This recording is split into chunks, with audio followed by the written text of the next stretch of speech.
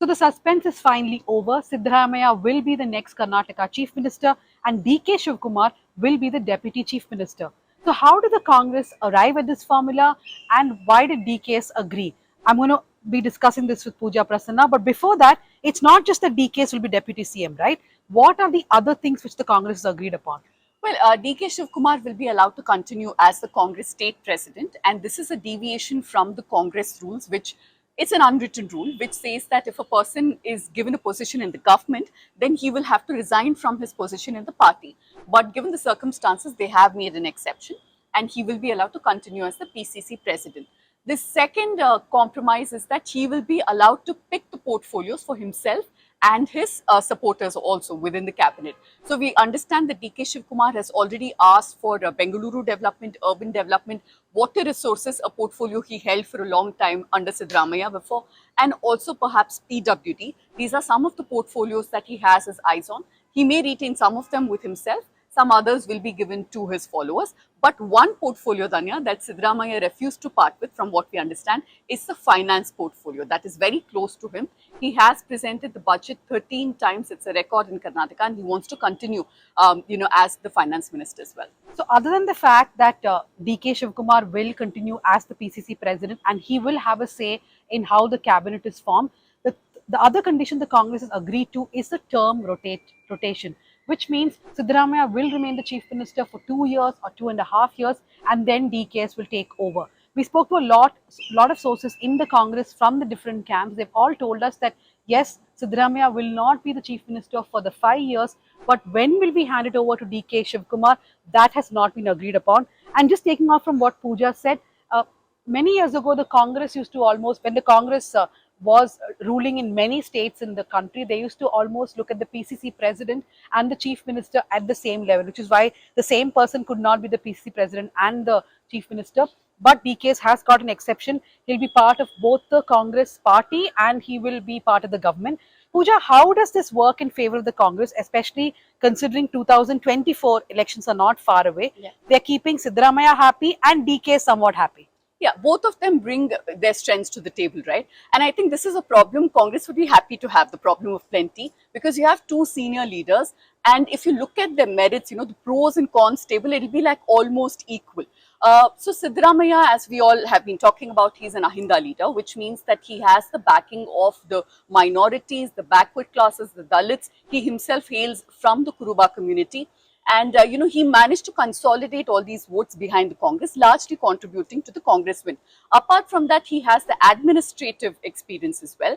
And we understand that majority of the legislators here support him also. So you have a man who will now ensure that at least the first 2 years, the Congress gives a stable government. So the BJP cannot say, look, this is what happens if you vote Congress at a national scale. And then you have the organizational man, DK Shivakumar, who energized the party cadre, because in 2020 the government had just come down and the morale was very low in the Congress camp. And that energy that he brings to the table is something the Congress could really use.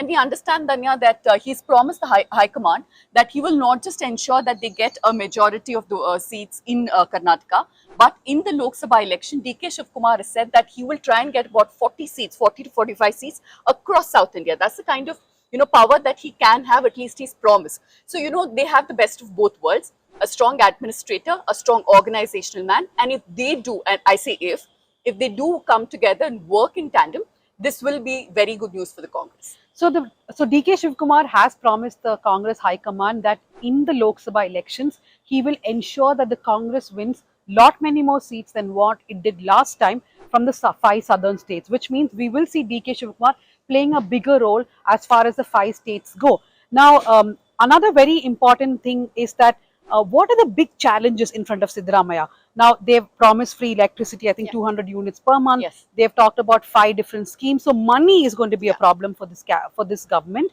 how to get the money for managing all these schemes. Siddaramaiah has also promised that he will take back some of the very controversial laws brought in by the BJP, right? Yeah.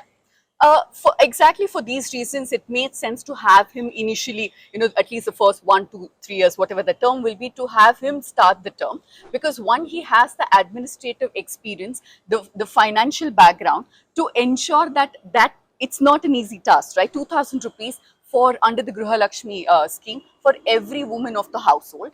200 units of free electricity. These are big ticket promises. And now the people will be watching them very closely. In fact, we saw unverified reports of how in a few villages, people are refusing to pay electricity bills, saying that, oh, we voted for Congress, now we want that free electricity that we were promised. So it's going to be quite an uphill task, because to kind of juggle the finances and ensure that the state does not go into debt and ensure that the big promises are kept up to is a task that Siddaramaiah can handle smoothly.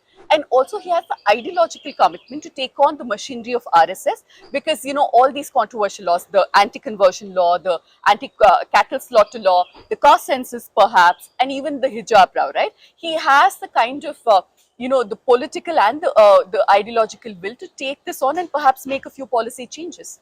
So when one talks about the anti-conversion law and the anti-cow slaughter law, cow slaughter is not just to do with beef or religion. There are a lot of farmers in Karnataka who oppose the bill because they do not know what to do with their livestock. Absolutely. They're sort of stuck, and they have asked for this relief. So it's not only for religious reasons or ideological reasons that Siddaramaiah has promised that he would take back the anti-cow slaughter law, but it's also because the farmers, many livestock farmers in the state are demanding so. So that's it from us. Tomorrow, not tomorrow, day after is a swearing in ceremony when Siddaramaiah will be sworn in as the Chief Minister of Karnataka.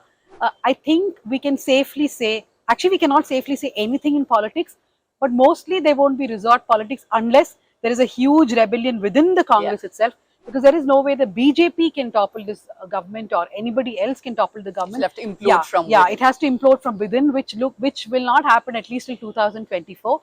So we will keep a close watch at what this government does.